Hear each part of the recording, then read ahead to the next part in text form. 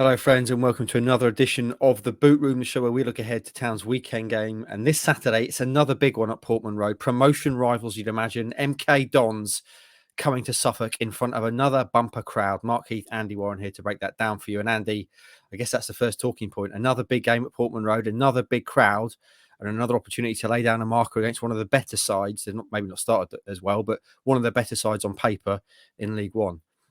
Yeah, a decent start in the league from Ipswich. I don't think you can grumble at 4 points from 2 league games. There's obviously a cup defeat in there to pick over in the meantime, but in the league, 4 points from 2 games is pretty decent. MK have no points from 2 games, and will be very much kind of under par for what they would have hoped to achieve. 2 fairly difficult games for them, but no points nonetheless. And MK Dons at home is always going to be a fairly sizable league game for Ipswich. So.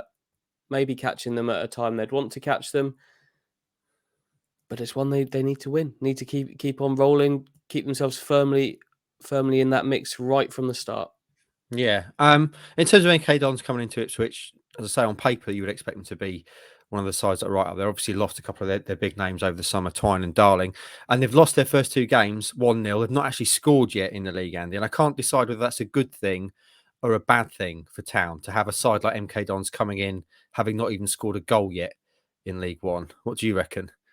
My gut feeling is that at some point they will score a goal in the League One season. So it's going to happen. It's going to happen at some point. We'll only know the answer to that at 5 o'clock. But I think whatever happens, I think MK Dons are going to be in the kind of the upper third of this league.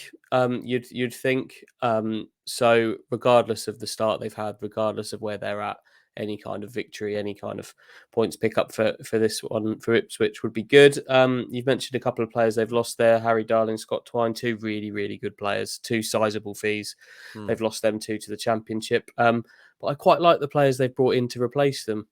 Jack Tucker was at Gillingham. He's come in defence. He's someone that always played well against Town. Bradley Johnson might not have the legs anymore, but he's gonna create the odd moment of magic. And then there's obviously Louis Barry we can talk about in a moment, I'd imagine. And Will Grigg, Nathan Holland, we've seen him at Oxford a lot. He's come in from West Ham, and Ethan Robson is someone they've signed permanently now as well. I quite like the recruitment, but MK they're a team that their strength is their system and the way that they play. And without chucking the G word around, the gel word, they are a team that you think might take just a little bit just for those players to come in and get going at top speed. Yeah, let's not use that word. And we'll come back to MK Dons in a minute. But obviously this, Andy, as ever, it's all about Town. It's always about Town. Now, they lost in the Carabao Cup in midweek, a game they dominated. And that was an opportunity for players to put their hands up and grab the opportunity with both hands and maybe force their way into the league side. But as we go back into the league, would I be right in assessing that none of those players really who played on Tuesday would be forcing their way into this side? No, I don't think Tuesday night's game is going to have a positive impact on Kieran McKenna's selection this weekend. I think there will be at least one player from that side that will come into the league starting 11, and that will be Luke Wolfenden, who only dropped out of it last weekend due to illness, but he came back in and was one of the better performers as well. So I'm sure he will remain, but he may well be the only one. Okay. Well, shall we go through the side then? Because we have a fancy graphic we can use this season. So for the formalities, Andy, I think most people probably be able to predict the side. But do you want to run through what you think the side will be on Saturday? Yeah, I think it's largely going to revert to the Forest Green game. So that would be Christian Walton in goal, Janoy Donatian, George Edmondson, Luke Wolfenden will come into the team for Cameron Burgess. You would imagine Leif Davis on the left side. Sam Morsey, Lee Evans, undoubtedly the midfield 2, if fit, hopefully. We'll find out later today if there's any question marks over them, but I don't think there are.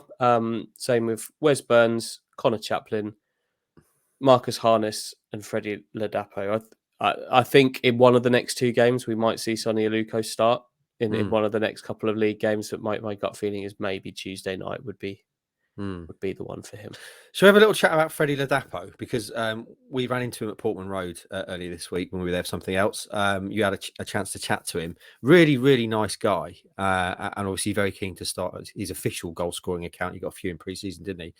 At Portman Road. How do you feel he started at Town? Because clearly at the moment he is the kind of the star, as it were, striker, the man that fans are expecting to get the goals, and he's not scored yet. It's only 2 games in, but already we're hearing the chatter about, oh, is he the right sort of striker we need, that kind of thing. Your kind of observations of that, and also what you made of him as a person, because I really liked him. And also, like yourself, you can relate to him. He's just had a daughter, so he's battling sleepless nights at the moment, as well as trying to lead the line for Town. A challenge, I imagine that would be. Yeah, it's 2 games. He hasn't scored, but I think he's done okay. And I think Kieran McKenna thinks he's done okay as well. It hasn't completely clicked yet, but it's only been 2 matches. He's had opportunities. He had a few openings at Forest Green, one that was really well saved. I think he's leading the line quite well. I think what's missing for Ipswich is the connection between the 2 behind him and him, which is only 2 games old, 180 minutes of competitive football they've had together with Harness and Chaplin. So he's got a good mix of attributes. There were some things he was doing in pre-season that he's not quite managed to do as much in the competitive games, which is kind of get in behind and then hold people up. But I think he's done okay so far, but a goal would be really, really helpful to that, because that's what all strikers want. They want a goal. So hopefully this weekend is one where he can get himself off the mark. We might see a special celebration if indeed that is the case. Let's talk about subs as well, Andy, because I want to start talking about this more often in Boot Room, because obviously the starting 11 is a big part of football, but now more than ever, the guys you've got on the bench are going to be a big part of the game. And we've seen the same kind of combination of subs being used so far in the league. Do you think that's something that will continue? Is there any kind of argument for bringing someone like Kyle Edwards in to that kind of bench equation? I think he will be in the bench equation. It's just, but they didn't push their cause from a start on Tuesday night, and that's it's a different role coming on as a substitute than it is starting the game. But Kieran McKenna would have wanted to see more from these players on Tuesday night. He would have wanted more for sure. But yeah, we've seen John Jules and Jackson in particular as a pair coming into games and injecting a little bit of life into it, and then also helping see things out at Forest Green. So it does feel like a similar formula at the moment. It's going to be what's going to keep rolling. So yeah, I'm expecting quite a fair amount of continuity actually from this game, continuing from Forest Green. Do you think we might see Raheem Harper drop out and maybe Humphreys on the bench?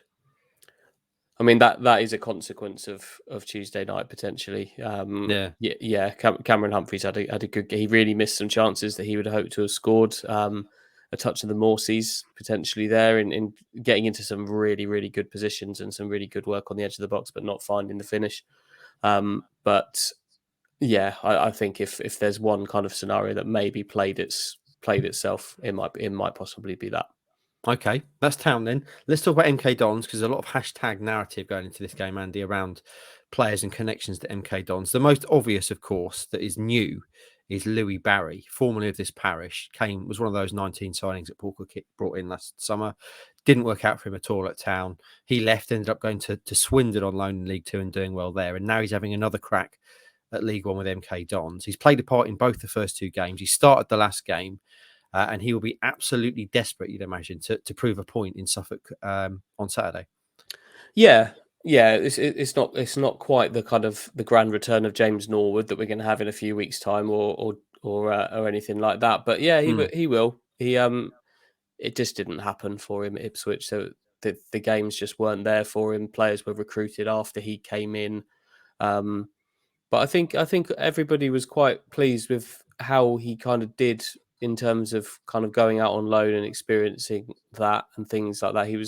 Paul Cook liked him. There was just no place for him. I'll be interested to see how he gets on at MK Dons, because he's having a proper crack at League One this time. It just didn't happen before. So I'd be interested to see how he gets on, because there's clearly some talent there. There's some bits about him that probably suit MK Dons fairly well in terms of the way that he plays. So he's still a teenage boy, so I think it's a lot for them to be relying on him. But I'll be interested to see how he gets on. Obviously, Liam Manning, we know, also formerly of Ipswich Town, and a former, I believe, youth teammate of new signing Richard Keogh. Is that right? Yep. They were in the Ipswich Town youth ranks together, so I'm sure they'll be pleased to see each other. Got a Keogh. I think there's a chance Keogh could make the bench potentially for this one. I don't think I'd be rocketing him straight into the starting lineup as of yet, but there's every chance he could potentially come onto the bench for this game. I guess that would probably be in place of Cameron Burgess, which would be a little harsh on him if that did happen. But Keogh probably brings a little bit more versatility than Burgess might, so that'll be an interesting one to watch out for. In terms of the other MK Dons players, you gave quite a broad kind of approach in terms of talking about them earlier. We also have to mention, of course, one of your personal favourite players plays for MK Dons, Dean Lewington, the Dean. So he'll be there tomorrow. I'm sure you'll be looking forward to watching him play. Of the Dons players, you mentioned a few names earlier. Who are the danger guys for you? Obviously, they've got Will Grigg as well up top, haven't they? Yeah, Will Grigg is an interesting player because we know that he can catch fire and score goals. We know that, but it's been a while since he's done that. He has been an MK Dons player previously, so it'll be interesting to see what they can get out of him there. He at one point he was kind of a League One all-star kind of standard player, but that star has fallen fairly significantly. I do like Nathan Holland. He was at Oxford and West Ham, and Bradley Johnson is obviously a former Norwich player who's had his moments against Ipswich in the past, and if he gets the ball kind of on the edge of the D, that always puts a little bit of fear into me. Someone like him. Norwich just seem to have a habit of scoring goals from that area. Whoever it was, I think James Maddison did it. Yeah. Bradley Johnson did it. I think even Cameron Jerome scored one from that area at some point. But they just seem to have a habit of scoring goals from that area of the pitch against Ipswich. And Bradley Johnson makes me fear that might happen again. So he's getting on a bit now, but he's clearly still got a lot of attributes about him. Okay, well, that's the sides done. Before we get to the prediction, let's pause for a moment, Andy, as we do now in this show, to have a look at some key stats around the game.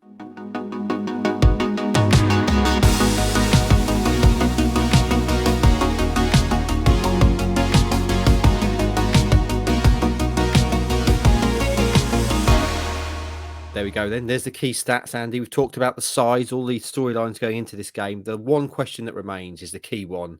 What's going to happen? What is your prediction as MK Dons coming to Suffolk this weekend? I think Ipswich are going to I think Ipswich in general are going to have a bit of a point to prove this weekend. I think there's obviously been understandably a backlash to defeat in the Cup on Tuesday night. Different players, but the same squad, same management team. And I think they'll be out to kind of make a bit of a point in this game. I'd hope they will be anyway. So, and I think they might do it. It's a game. I think the thing that interests me about it is when these two teams met earlier in the year at MK with those 7,000 away fans. It was a game where both teams had the ball and it ended up as a 0-0 draw.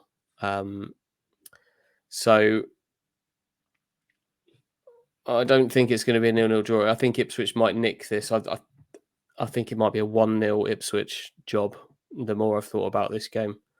Okay, 1-0 Ipswich. I'd love to predict a Town win, but I've just got a feeling this weekend it's going to be a draw. I fancy a 1-1. I think MK Dons will be bang up for it. So I'm going to say 1-1. There's our predictions. Hopefully Andy will be the right one out of us. It certainly wouldn't be the first time that he was right over me. Enjoy the game if you're going. If you're not, follow it all with us online. The boys will be there, Andy, Stu and Ross, and we will join you again for the next edition of the Boot Room.